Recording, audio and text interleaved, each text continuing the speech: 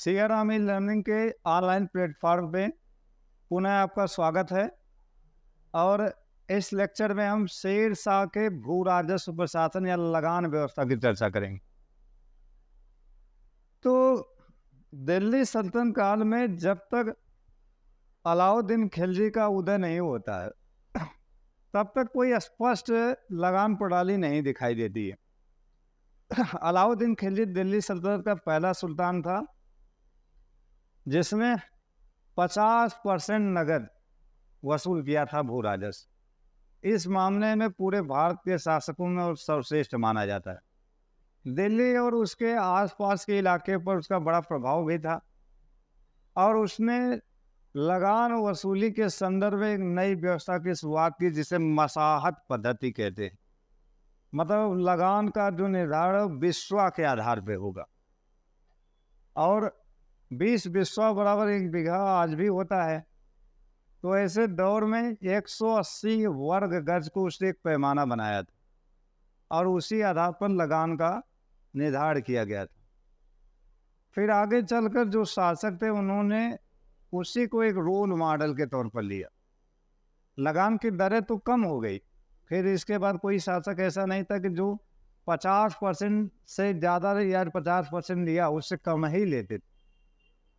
शेर शाह खुद 25% कुछ जगहों पर लेता था और कुछ जगहों पर 33% लेता था।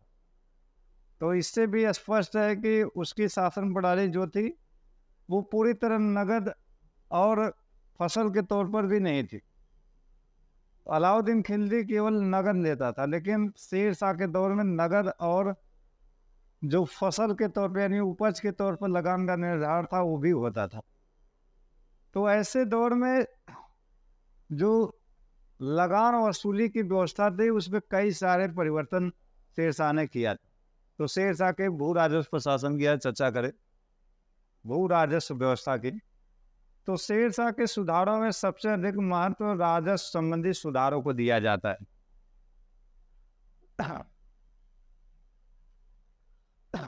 राज्य की आय का मुख्य स्रोत भूमि कर था या लगान वसूली जिसको कहा जाता था, क्योंकि भारत क्या है, कृषि प्रधान देश था।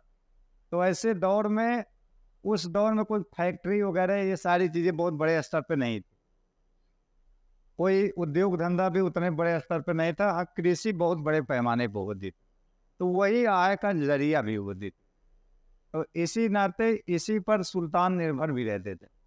तो शेर शाह के दौर में भी जो आय का मुख्य जरिया था वो भूमि कर या भू राजस्व कर को माना जाता है।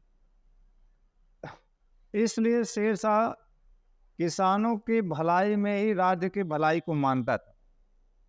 उसने स्पष्ट आदेश दिया कि लगान लगाते समय किसानों के साथ सहानुभूति रखा जाए, उनके साथ कोई ऐसा बर्ताव न किया जाए कि किसान भड़क जाए।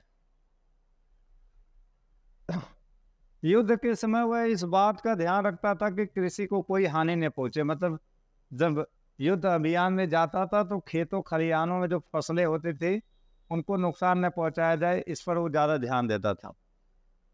जो हानि हो जाती थी उसकी पूर्ति की जाती थी। शेर शाह की भू राजस्व व्यवस्था आगे चलकर अकबर की भू राजस्व व्यवस्था का आधार बनी। मतलब इस मामले में भी वो अकबर का अग्रगामी माना जाता है। ठीक है, जैसे प्रशासन में वो जिले स्तर से लेकर ग्राम स्तर तक के प्रशासन का आधार बिंदु जो उसका था उसको पूरी तरह से अकबर ने अपने प्रशासन में समाहित कर लिया था। तो यहाँ पर भी वह अकबर का अग्रगामी माना जाता है। उसके लगान व्यवस्था की जो विशेषताएं हैं उस पर चर्चा कर ले थोड़ा। यही नोट करने वाली चीज़ें, इसको थोड़ा ध्यान से आप लोग देखिएगा, बहुत महत्वपूर्ण है ये टॉपिक। सारे एग्जाम्स के लिए बहुत महत्वपूर्ण है, चाहे वो एकेडमिक्स हो चाहे नॉन एकेडमिक्स हो। यूपीएससी में भी ये क्वेश्चन कई बार पूछा जा चुका है। तो यहाँ पर थोड़ा सा ध्यान दें। हम शेर शाह के प्रशासन में स्पेशली भू राजस्व प्रशासन की चर्चा हो रही है। तो शेर शाह की जो भू राजस्व व्यवस्था थी वो मुख्यतः रैयतवाड़ी थी, यानी जो पहले बिचौलिए होते थे, यानी खुद मुकद्दम चौधरी जो लगान वसूल करने के बाद सुल्तान को देते थे, तो उसमें बड़ी गड़बड़ियाँ होती थी। क्योंकि जो शेर शाह था, वो खुद ऐसी व्यवस्थाओं को देखा था अपने आंखों से। शेर शाह ने खुद जागीर का प्रबंधन किया था बिहार में, और लगान वसूली में उसकी बड़ी भूमिका थी। तो ये उसका अपना खुद का प्रैक्टिकल था कि ये व्यवस्था बड़ी खतरनाक है। इसी नाते उसने एक ऐसी व्यवस्था कि किसान अब भू राजस्व खुद मुकद्दम चौधरी की जगह डायरेक्ट सुल्तान के कोष में जमा करे, जिसको हम रैयतवाड़ी व्यवस्था कहते हैं। मतलब रैयतवाड़ी का मतलब रैयत का अर्थ होता है किसान, यानी किसानों को एक सहूलियत दी गई कि वो डायरेक्ट अब सुल्तान के कोष में भू राजस्व जमा कर। किंतु यह व्यवस्था पूरे साम्राज्य में वह लागू नहीं कर पाया था। मुल्तान, मालवा, राजस्थान और पश्चिमी पंजाब आदि प्रदेशों में भू राजस्व के आकलन की पूर्ववर्ती जो बटाई पद्धति है या गल्ला बख्शी एवं कनकूज यानी नक्श प्रणालियां ये प्रचलित रही थी। जो बटाई पद्धति है वो, इसकी जो प्रणाली थी उसको जब्ती प्रणाली के नाम से जाना जाता है। तो जब्ती प्रणाली जो थी उसमें उसने आधार बनाया था कि 33% भू राजस्व का निर्धारण